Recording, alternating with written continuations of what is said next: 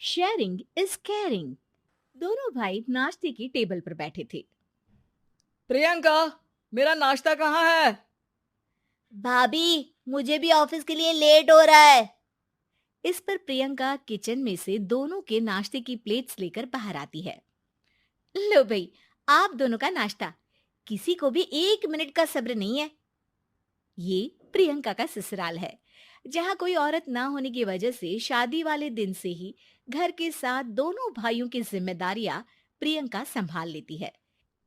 दोनों भाई शांति से नाश्ता कर रहे होते हैं कि अंकुश अपने भाई की प्लेट से पराठे का एक टुकड़ा उठा लेता है।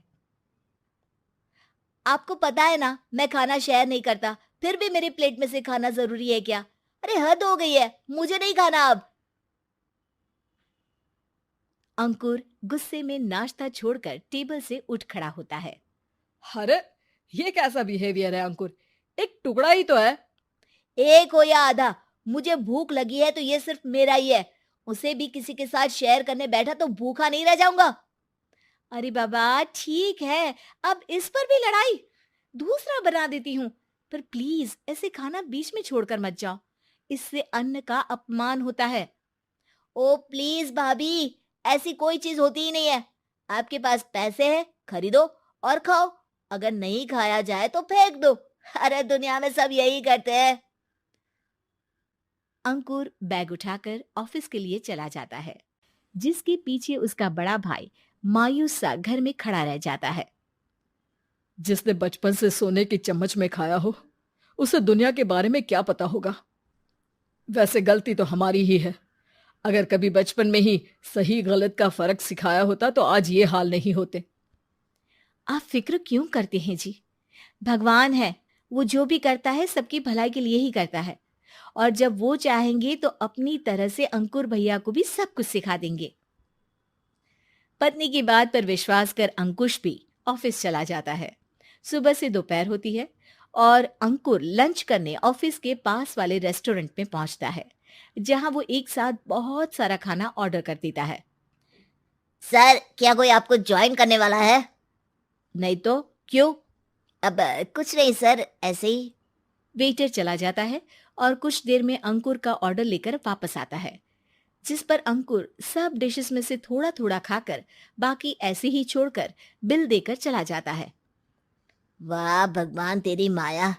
कहीं कोई एक एक टुकड़े के लिए तरसता रहता है और ये 5 लोगों का खाना ऑर्डर करके एक का भी पूरा नहीं खाते। पैसे वालों की माया। वेटर टेबल साफ कर बचा हुआ सारा खाना लेकर रेस्टोरेंट के पीछे घूम रहे बच्चों के पास पहुंच जाता है, जिसे देख बच्चों के चेहरे खिल उठते हैं। वाह, आज इतना सारा खाना आया। थैंक यू भैया। भगवान आपको खाने की फैक्ट्री बना दे। अगर ये फैक्ट्री मेरी होती तो तुम लोगों को कभी किसी का झूठा बचा हुआ खाना नहीं खाना पड़ता। चलो तुम लोग खाओ, पर ध्यान रखो किसी को पता ना चले, नहीं तो मेरी नौकरी चली जाएगी।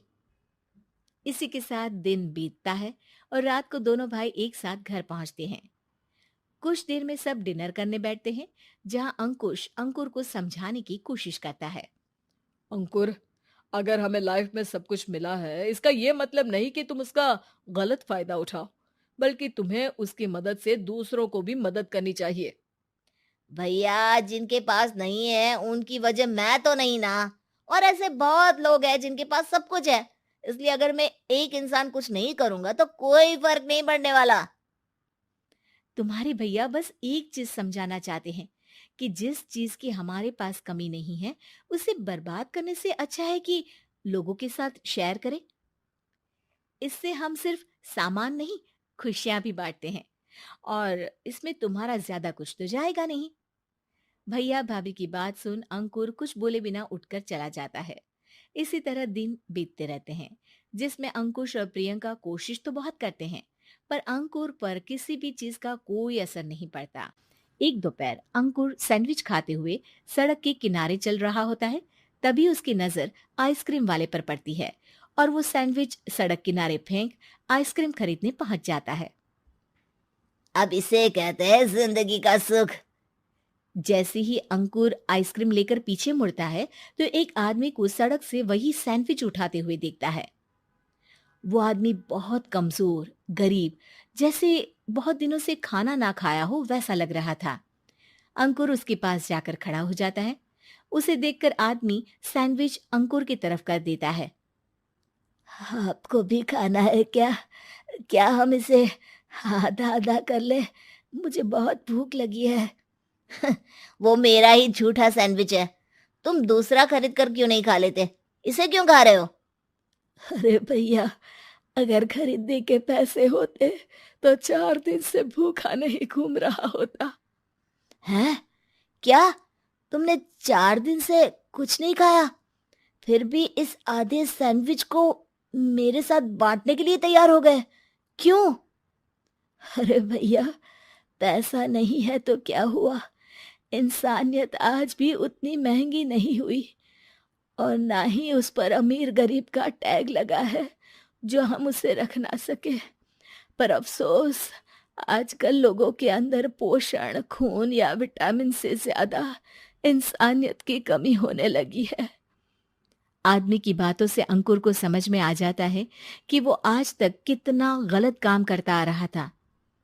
इसके बाद से वो अपनी किसी के साथ शेयर नहीं करने और खाने को बर्बाद करने वाली आदत को छोड़ देता है।